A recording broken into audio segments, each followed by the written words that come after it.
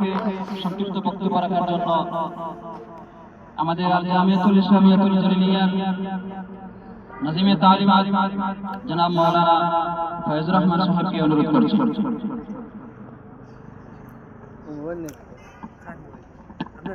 আলহামদুলিল্লাহ ওয়াসসালাতু ওয়াসসালামু আলা মান লা নাবিয়্যা বা'দা, আম্মা বা'দ।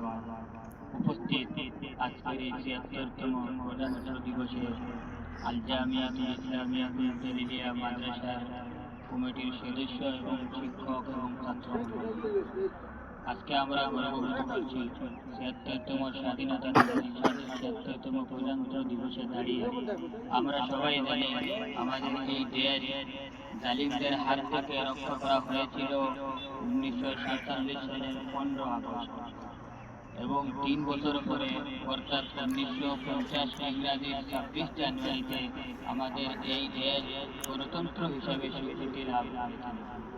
সেই স্বীকৃতিকে সামনে রাখে আমরা আজ সবাই একমত হয়ে ওই মুসলমান, ওই হিন্দু, শিখ, বৌদ্ধ, যে কোনো ধর্মাবলম্বী আমরা এই দেশে নিজ নিজ ধর্ম নিয়ে বাঁচতে পেরেছি এবং থাকতে পেরেছি।